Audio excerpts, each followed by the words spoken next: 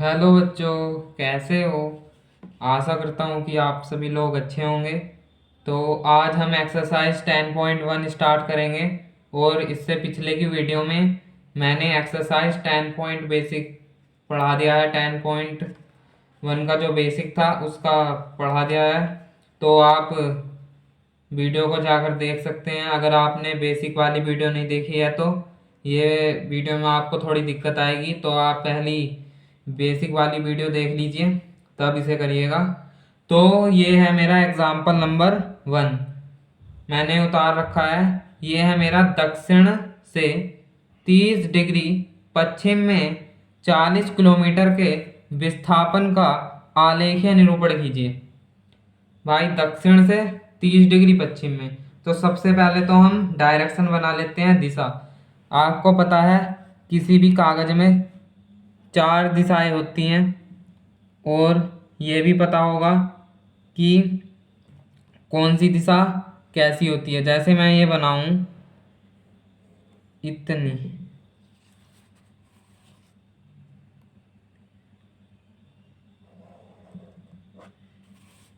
ये बना दी मैंने। तो बताओ नॉर्थ किधर होता है मेरा। नॉर्थ होता है मेरा इस साइड, ये होता है मेरा नॉर्थ। और बताओ साउथ किधर होता है मेरा। साउथ होता है इधर कागज में। और ईस्ट किधर होता है। ईस्ट होता है इधर। वेस्ट किधर होता है। वेस्ट इधर होता है। ठीक है। अब क्वेश्चन में कह रहा है दक्षिण से 30 डिग्री पश्चिम में। दक्षिण कहाँ है मेरा। दक्षिण है मेरा ये, यही तो है साउथ, ये वाला। ठीक है, यहाँ ले लेते हैं हम बिंदु को। दक्षिण से देखो, ये दक्षिण है ये पूरा 30 डिग्री पश्चिम में। 30 डिग्री कह रहा है पश्चिम में। पश्चिम की तरह वेस्ट, इसे पूर्व कहते हैं, इसे पश्चिम वेस्ट को। तो 30 डिग्री इधर है वेस्ट की तरफ का विस्थापन का आलेखीय निरूपण कीजिए।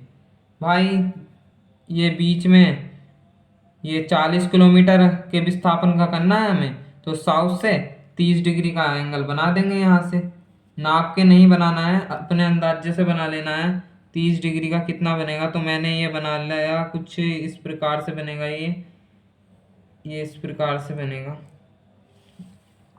ये 30 डिग्री, ये एंगल कितना है भाई, 30 डिग्री है, ये याद रखना। 30 डिग्री ये एंगल है। मैं इसे बिंदु ओ दे देता हूँ, इसे पी दे देता हूँ। और जो मेरा ये ओपी है, ये कितना है मेरा, 40 किलोमीटर है। तो हम पैमाना लेंगे, एक यूनिट को मैं क्या मान लूँगा, एक यूनिट को मैं मान लेता हूँ इतनी, कितना मान लेता हूँ, 10 किलोमीटर। क्योंकि हम 40 किलोमीटर तो खींच नहीं सकते, पागल हो जाएंगे। 40 किलोमीटर कहाँ तक खींचोगे। तो मैं इस पैमाने को मान लेता हूँ 10 किलोमीटर। तो भाई 4 मैं ऐसे खींच दूंगा तो बन जाएगा मेरा। तो पहला मैं ये खींच देता हूँ, दूसरा, तीसरा एंड चौथा। पहला इतना हो गया, दूसरा इतना हो गया, तीसरा इतना हो गया, चौथा यहाँ तक हो गया भाई। 10 ये, 10, 20, 30, 40, तो टोटल कितना हो गया, 40 किलोमीटर हो गया। अब आई होगी बात समझ में। इतना हुआ मेरा। ये क्या करना था मुझे, दक्षिण से 30 डिग्री पश्चिम में लेना था। तो दक्षिण ये रहा, 30 डिग्री का एंगल बना दिया मैंने पश्चिम में वेस्ट की, और इधर इधर ही तो बनेगा, वेस्ट इधर ही तो है। और 40 किलोमीटर था, मैंने ये पैमाना ले लिया 10 किलोमीटर। इतना इतना लिया मैंने, यहाँ से यहाँ तक 10। तो यहाँ से यहाँ तक कितना होगा बताओ, 10 होगा। फिर यहाँ से यहाँ तक 10, फिर यहाँ से यहाँ तक 10। तो 10, 20, 30, 40, 40 किलोमीटर टोटल आ गए। तो ऐसे करना था मुझे। तो यही मेरा ओपी जो हुआ, ये मेरा विस्थापन आलेखीय निरूपण हो गया। तो ये क्वेश्चन सोल्व हुआ। अब मैं नेक्स्ट क्वेश्चन करता हूँ। इसमें करना है निम्नलिखित मापों को अदिश एवं सदिश के रूप में श्रेणीबद्ध कीजिए। सबसे पहले तो अदिश एवं सदिश की डेफिनेशन पता होनी चाहिए। अदिश क्या होता है, ऐसी राशि जिसमें केवल मैग्नीट्यूड होता है, अदिश कहलाता है। और सदिश क्या है, ऐसी राशि जिसमें मैग्नीट्यूड के साथ साथ उसकी डायरेक्शन भी बताई जाती है, सदिश कहलाता है। तो जो 5 सेकंड है ये मेरा समय है। समय कौन सी राशि है ये बताओ। समय है मेरा अदिश। क्यों? किसी को अगर समय बताओगे तो ऐसा थोड़ी कहोगे 10 बज रहे हैं उत्तर डायरेक्शन में, ऐसा थोड़ी कहोगे। तो ये मेरा कैसा हो गया? अदिश हुआ। अब ये बताओ 1000 सेंटीमीटर क्यूब ये कैसी राशि है? सेंटीमीटर क्यूब किसका मात्रक होता है, किसकी यूनिट होती है? वॉल्यूम की होती है ना, आयतन की। तो आयतन तो अदिश है, सिंपल सी बात है, आयतन अदिश होती है।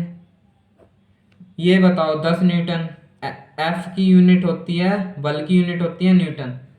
तो एक फॉर्मूला होता है एफ का, F equal M A, physics में पढ़ा होगा। तो जो मेरा एफ होता है ये मेरा सदिश होता है, क्योंकि अगर आप बल लगाओगे किसी दिशा में ही तो लगाओगे। जैसे मैंने कहा इस साइकिल पर बल लगाओ या इस कार पर बल लगाओ तो किसी दिशा में लगाओगे, राइट। तो ये मेरी कैसी होगी? दिशा में लगेगा बल, तो ये मेरी होगी सदिश। क्योंकि मैंने कहा था मैग्नीट्यूड के साथ साथ अगर उसकी दिशा भी हो तो उसे कहते हैं हम सदिश। 30 किलोमीटर पर घंटा देखो, ये मेरी कैसी राशि है? 30 किलोमीटर पर आवर्स। मैंने आपको बेसिक में एक चीज पढ़ाई थी, जो मेरा गति होती है ना, ये तो मेरी गति है, इसके साथ डायरेक्शन नहीं दी हुई है, तो ये मेरा अदिश होगा। क्योंकि 30 किलोमीटर पर घंटा स्पीड चल रही है, डायरेक्शन थोड़ी बताओगे। 30 किलोमीटर पर घंटा भाई स्पीड है, तो ये मेरी अदिश होगी। गति जो होती है अदिश होती है, अगर वेग है वो सदिश होगा, क्योंकि उसके साथ डायरेक्शन भी आ जाती है। ये देखो ग्राम पर सेंटीमीटर क्यूब है, ये किसकी यूनिट होती है? घनत्व की, डेंसिटी की। डेंसिटी का फॉर्मूला होता है द्रव्यमान बट्टे आयतन, मास बाय वॉल्यूम। भाई पूरे यूट्यूब पर चैलेंज, अगर ऐसा कोई पढ़ा दे तो भाई पढ़ाना छोड़ देंगे। तो कोई नहीं बताता ये सब बारीकी चीजें, तो समझ लो। यहाँ घनत्व कैसी राशि होगी भाई? फॉर्मूले से स्पष्ट है, घनत्व की कोई डायरेक्शन थोड़ी होती है। ये बताओ, घनत्व की कोई डायरेक्शन होती है? नहीं होती है, तो ये कैसी होगी? अदिश होगी, सिंपल सी बात है। फॉर्मूले से देख लो, घनत्व बराबर द्रव्यमान बट्टा आयतन। जब द्रव्यमान अदिश है और आयतन भी अदिश है तो घनत्व डेफिनेटली अदिश होगी। ऐसे भी देख सकते हो। ये देखो 20 मीटर पर सेकंड, ठीक है, उत्तर की ओर, इसमें डायरेक्शन भी दे दी, मैग्नीट्यूड भी दे दिया, तो ये वेग बन गया। वेग कैसी राशि होती है? सदिश होती है, सिंपल सी बात है, जिसमें मैग्नीट्यूड और डायरेक्शन हो, सदिश राशि होती है। अब ये देखो बहुत ही मजेदार क्वेश्चन है। ये क्या है? आकृति 10.5 में कौन से सदिश संरेख हैं, समान है, सह आदि में? सबसे पहले इनकी डेफिनेशन पता होनी चाहिए। तो संरेख की डेफिनेशन क्या होती है बताओ? संरेख की डेफिनेशन होती है अगर दो या दो से अधिक सदिश एक दूसरे के समांतर होते हैं, चाहे उनकी दिशा विपरीत हो, तो वे संरेख हैं। जैसे मैंने कहा, जैसे ये ए है और सी है, ये इनकी डायरेक्शन सेम है और ये समांतर भी है, लेकिन ये डी भी तो समांतर है परंतु इसकी डायरेक्शन विपरीत है। इसमें संरेख में डायरेक्शन से कोई लेना देना नहीं होता है, तो मैं कहूँगा कि ए सी एंड डी ये मेरे संरेख हैं, क्योंकि ये ए और सी के समांतर क्या है? ये डी है ना, ए और सी के समांतर डी है, तो मैं कहूँगा ये ए और सी डी, ए सी तथा डी ये मेरे संरेख हैं। समान देखो क्या है? समान इक्वल वेक्टर मैंने आपको बताया था, जिसका परिमाण मतलब मैग्नीट्यूड और दिशा समान होती हैं उन्हें कहते हैं हम समान सदिश। जैसे देख लो ए वेक्टर है और सी वेक्टर है, ये देखो इनकी दिशा तो समान है पर देखो मैग्नीट्यूड बराबर है, देखो इनकी लंबाई बराबर है, देख लो लंबाई बराबर है। देखो यहाँ से इसे मिलाओ अगर, तो भाई ये मिल रहे हैं, इनकी लंबाई इक्वल है, तो मैं कहूँगा ए और सी समान सदिश हैं। अब देखो बी और डी में भाई डायरेक्शन चेंज है, तो ये तो होंगे ही नहीं, ये भी नहीं होंगे, ये भी नहीं होंगे। तो मैं कहूँगा ए और सी वेक्टर जो है ये है मेरे समान सदिश। अब देखो सह सदिश। सह सदिश वे होते हैं जिनके प्रारंभिक बिंदु, जो जिनका एक ही प्रारंभिक बिंदु है, यही तो होते हैं हमारे समान सह सदिश, जिन्हें कहते हैं हम इंग्लिश में को इनिशियल वेक्टर्स। इनिशियल का मतलब होता है प्रारंभिक, नाम से ही डेफिनेशन निकल गई है, दो अथवा अधिक सदिश जिनके प्रारंभिक बिंदु एक ही हो सह सदिश कहलाते हैं। तो किनका प्रारंभिक बिंदु एक ही है? को जो एक बिंदु से निकल रहे हों। तो देखो ये बी, डायरेक्शन से कोई मतलब नहीं है भाई, एक ही बिंदु प्रारंभिक बिंदु होना चाहिए उनका। भाई ये बी एक ही बिंदु से निकल रहा है, ये डी भी इसी बिंदु से निकल रहा है, ये सी भी इसी बिंदु से निकल रहा है, ए अलग है ये। तो मैं कहूँगा बी सी एंड डी ये जो होंगे मेरे सहादिम सदिश होंगे। तो मैं लिख दूंगा बी वेक्टर, सी वेक्टर व डी वेक्टर, ये क्या होंगे मेरे सह आदिम सदिश को इनिशियल वेक्टर होंगे। तो इतना आपको समझ में आया होगा। ये हमने सोल्व कर लिया। अब एक्सरसाइज 10.1 की ओर चलते हैं। क्वेश्चन उतार रखे हैं मैंने भाई, बहुत हल्की है एक्सरसाइज 10.1, कुछ मुश्किल काम नहीं है, इतनी सिंपल एक्सरसाइज है। अब जल्दी जल्दी ये पढ़ लेते हैं, बहुत ही सिंपल है। पहला क्वेश्चन ये घर से करना है, ये जैसे मेरा एग्जाम्पल नंबर 1 करा था ना मैंने, ऐसे ही होगा। देख लेते हैं पहला क्वेश्चन क्या है, मैं आपको दिखा देता हूँ। ये रही पहला क्वेश्चन, ये है उत्तर से 30 डिग्री पूर्व में 40 किलोमीटर के विस्थापन का आलेख निरूपण कीजिए। भाई पहले तो ऐसे दिशा बना लेंगे, फिर क्या करेंगे हम, ये उत्तर जो दे रखा है, उत्तर नॉर्थ देख लो ऊपर की तरफ है, उससे पूर्व, पूर्व इधर होता है, तो 40 किलोमीटर 30 डिग्री खींच देंगे भाई, ये करेंगे। तो ये बहुत ही सिंपल क्वेश्चन है, ये फटाफट कर देते हैं, कर लोगे आप खुद।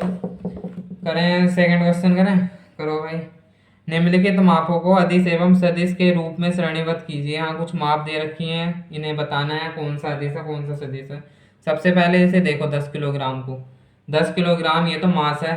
तो मास कैसी राशि है? अदिश राशि है, क्योंकि इसमें डायरेक्शन नहीं होती है, केवल मैग्नीट्यूड होता है। ये देखो मैग्नीट्यूड भी दे दिया और डायरेक्शन भी दे दी।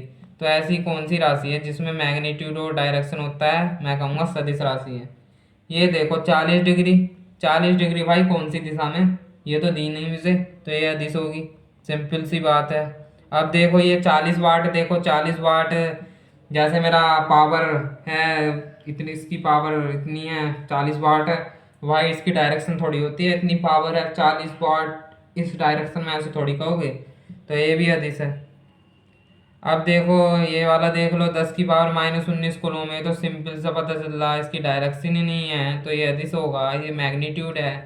ये देखो ये भाई त्वरण का मात्रक है ए इक्वल, मैंने आपको बताया था बेसिक में, जो ए इक्वल होता है मेरा, ये होता है B minus U upon T, यही तो होता है वेग में परिवर्तन की दर। कोई नहीं बताएगा भाई, पूरे यूट्यूब पर चैनल लगवा लो, कोई नहीं बताएगा ऐसा। ये मैं आपको मैथमेटिक्स पढ़ा रहा हूँ, मैं आपको फॉर्मूले भी बता रहा हूँ, कोई नहीं बताएगा, किसी की याद नहीं रहती। तो ये आया 20 मीटर पर सेकंड स्क्वायर आया, तो मैं क्या लिख सकता हूँ इसे भाई, वेग में परिवर्तन की दर है, और वेग कैसी राशि है? कैसी राशि है? सदिश राशि है, तो ये भी कैसी होगी? सदिश होगी, सिंपल सी बात है, क्योंकि डायरेक्शन होती है इसकी। अब देखो निम्नलिखित को अदिश एवं सदिश राशियों में श्रेणीबद्ध करो। तो निम्नलिखित को अदिश एवं सदिश राशियों के रूप में श्रेणीबद्ध करना है। तो देखो समय कालांश, देखो कैसी राशि है ये, समय मैंने आपको बताया था ये अदिश होती है, अदिश लिख दो। दूरी देखो, दूरी कैसी राशि है भाई? दूरी अदिश है, सिंपल सी बात है। बल देखो, बल F इक्वल न्यूटन, बल तो किसी दिशा में ही लगाओगे, तो ये सदिश है, इसकी डायरेक्शन भी होती है, बहुत ही सिंपल है। वेग देखो, वेग कैसी राशि है? वेग देख लो, वेग में मैंने आपको कहा था वेग जो होती है ये सदिश होती है, गति जो होती है अदिश होती है। क्योंकि वेग सदिश इसलिए होती है क्योंकि इसमें डायरेक्शन भी होती है मैग्नीट्यूड के साथ साथ। कार्य देखो, कार्य तो सिंपल सी बात है, अदिश राशि हो गई, कार्य कोई सदिश थोड़ी होगी, इसमें डायरेक्शन थोड़ी होगी। तो ठीक है भाई, इतना कर लिया। अब फोर्थ क्वेश्चन देख लो, ये कह रहा है मेरा आकृति 10.6 में निम्नलिखित सदिशों को पहचानिए। तो सह आदिम सदिश देखो कौन कौन से हैं, सह आदिम सदिश देखो कौन कौन से हैं, फिर बताओ। तो ये बताना है मुझे आकृति 10.6 में निम्नलिखित सदिशों को पहचानिए। ये दे रखा है मुझे, ये वर्ग है एक, ये वर्ग भी दिया हुआ था, आकृति 10.6 वर्ग है ये एक वर्ग। तो इसमें पहचानना है मुझे, पहला कहना है मुझे सह आदिम सदिश। तो पहले तो इसकी डेफिनेशन पता होनी चाहिए। सह आदिम सदिश क्या होते हैं? दो या दो से ऐसे अधिक सदिश जिनका एक ही इनिशियल पॉइंट हो, मतलब जिनका एक ही प्रारंभिक बिंदु हो, जो एक ही प्रारंभ बिंदु से शुरू हो रहे हो। तो यहाँ देखते हैं इस फिगर में ये क्या दे रखा है मुझे, देखो ये दे रखा है किस किस किस किस वेक्टर का इनिशियल पॉइंट सेम है। इसका देखो ये कहाँ से शुरू हो रहा है, ए और बी, ये इधर से शुरू हो रहा है, ये इधर से शुरू हो रहा है, ए और बी, तो इसका इनिशियल पॉइंट सेम नहीं है, तो ये सह सदिश नहीं होंगे।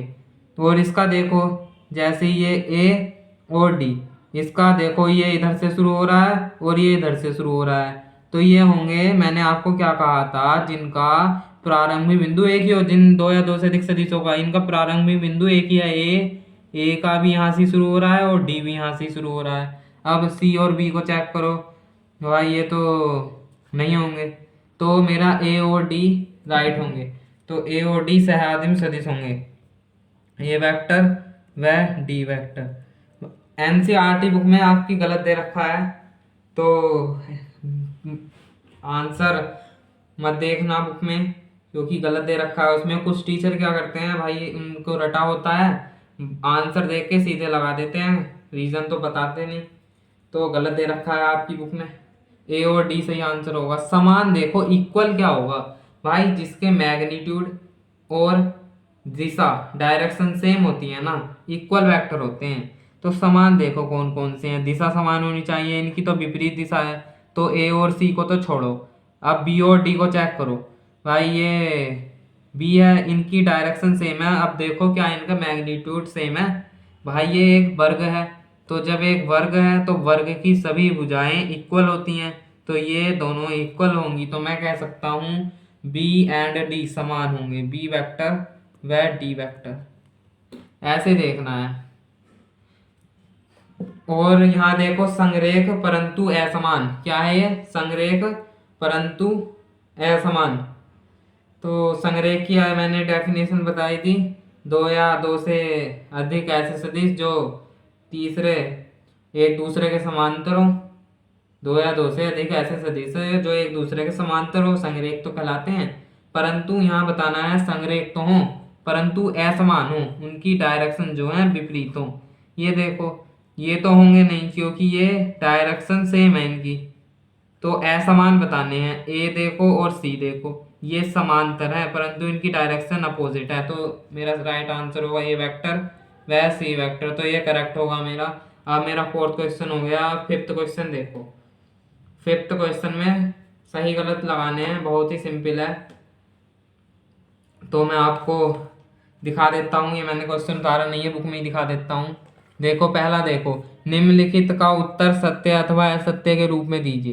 पहला है ये ए वेक्टर तथा माइनस ए वेक्टर संरेख हैं, तो भाई ये होंगे कैसे होंगे, अब देखो मैं आपको दिखा देता हूँ।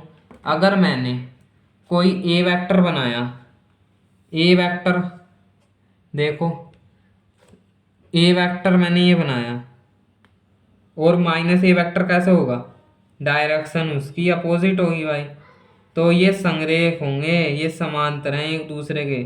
संरेख की डेफिनेशन क्या होती है, दो या दो से अधिक ऐसे सदिश जो एक दूसरे के समांतर हो, तो ये भाई संरेख होंगे क्योंकि ये समांतर हैं एक दूसरे के, तो पहला होगा ट्रू। दूसरा देखो, दो संरेख सदिशों का परिमाण सदैव समान होता है, दो संरेख सदिश हैं उनका परिमाण सदैव समान होता है, तो ये तो होगा ही नहीं, क्योंकि दो संरेख सदिश हैं, अगर मैं उनका कहूँ कि परिमाण समान होगा तो होगा क्या, क्योंकि वे ऐसे थोड़ी दे रखा है इक्वल ही है, वे तो भाई समांतर कह रहे हैं, तो भाई ये गलत होगा। अब देखो इसे समान परिमाण वाले दो सदिश संरेख होते हैं, इसे समझो। जैसे मैंने कहा समान परिमाण है, कोई दो सदिश है, ये मान ली मैंने कोई दो सदिश है, ये है मेरा ए वेक्टर, ये है मेरा बी वेक्टर, इनका अगर परिमाण समान है, इनका परिमाण मैग्नीट्यूड इक्वल है, चलो मैग्नीट्यूड इक्वल है, तो ये संरेख होंगे। बताओ, अगर ये मैं एक दूसरे के समांतर ना बनाऊं तो ये संरेख थोड़ी होंगे, नहीं होंगे ना। तो मैं कह सकता हूँ ये गलत है। अब देखो अगला, ये है अगला, समान परिमाण वाले दो संरेख सदिश, दो संरेख सदिश समान होते हैं।